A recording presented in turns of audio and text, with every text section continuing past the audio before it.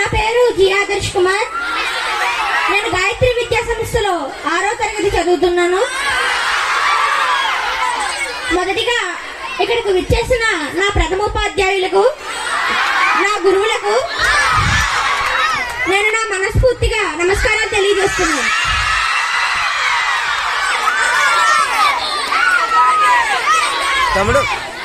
అలాగే ఈ బాలల దినోత్సవం గురించి పెట్టినటువంటి ఈ కార్యక్రమాన్ని, అసలు బాలల దినోత్సవం అనేది ఎందుకు జరుపుకుంటారు అనే విషయాన్ని మనం ముందుగా తెలుసుకుందాం. బాలల దినోత్సవం అనేది జవహర్లాల్ నెహ్రూ గారు ఆయన పుట్టినరోజు సందర్భంగా ఈ బాలల దినోత్సవాన్ని మనం జరుపుకోవడం జరుగుతుంది. ఆయన పుట్టినరోజు నాడు ఈ బాలల దినోత్సవాన్ని ఎందుకు జరుపుకుందామంటే, ఆయనకు బాలలంటే ఎంతో ప్రీతికరం. ఎందుకంటే మన ఈ నేటి బాలలే రేపటి పౌరులుగా పెద్దవాళ్ళు మనకి చెప్పారు. ఎందుకంటే అది మన చదువును బట్టి మనకి మన తల్లిదండ్రుల గౌరవం, అలాగే మన గురువుల గౌరవం ఆధారపడి ఉంటుంది.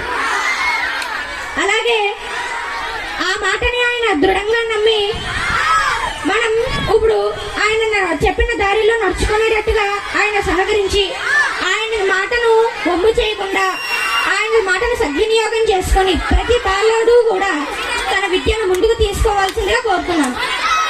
అలాగే చాలా మంది విద్యార్థులు తన గురువులకు, పెద్దలకు, తల్లిదండ్రులకు గౌరవం అనేది ఇవ్వడం జరగట్లేదు. అలాంటి గౌరవం మనం సమాజంలో పొందాలి అంటే ఎంతో కష్టమైన పద్ధతి. ఎందుకంటే అది మనం కేవలం చదువు ద్వారా మాత్రమే దాన్ని మనం పొందగలం. అలాంటిది మనం గౌరవాన్ని మనం ఇంకెక్కడా పొందలేము. ఆ గౌరవాన్ని పెద్దలకి కూడా మనం అందించాలి.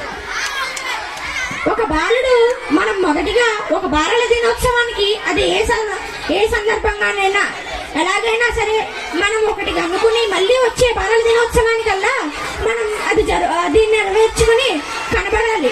అలా ప్రతి బాలుడు కూడా పట్టుబట్టి వాడు అనుకోవాల్సింది సాధిస్తే అది మన దేశానికి, తల్లిదండ్రులకు ఎంతో గర్వకారం అవుతుంది. చాలా మంది విద్యార్థులు తనకు కావాల్సిన జ్ఞానాన్ని పొందుతున్నారు, కానీ చాలా మంది విద్యార్థులు తన గురువులకు గాని పెద్దలకు గాని గౌరవం ఇవ్వడం అనేది జరగట్లేదు. కానీ వాళ్ళ నుంచి మాత్రం నేను కోరుకోవాలి, నేను సంపాదించాలి, కానీ నేను వాళ్ళకి ఇవ్వాల్సిన అవసరం లేదు, వాళ్ళు నాకు ఇస్తే సరిపోతుందని దురాలోచనతో ఉన్నారు చాలా మంది.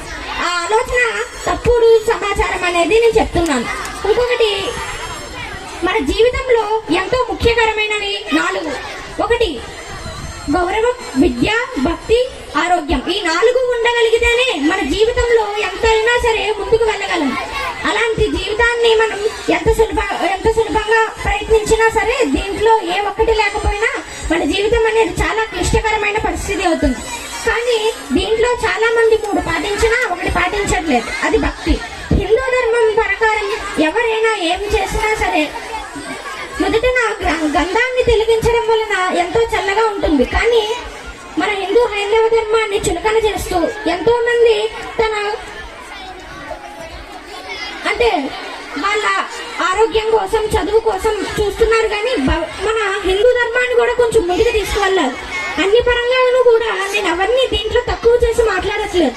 ప్రతి ఒక్కరు కూడా అన్ని వాటిల్లో ముందుకు వెళ్ళాలని కోరుకుంటూ, అలాగే నాకు ఈ అవకాశాన్ని ఇచ్చినటువంటి నా ప్రథమోపాధ్యాయులకు, ఉపాధ్యాయులకు నేను ధన్యవాదాలు తెలియజేస్తున్నాను. అలాగే నాకు ఇటువంటి జ్ఞానాన్ని మా తల్లిదండ్రులు నాకు నేర్పినందుకు వాళ్ళు ఇక్కడ లేకపోయినా వాళ్ళకు మనస్ఫూర్తిగా నా నమస్కారాలు తెలియజేస్తున్నాను.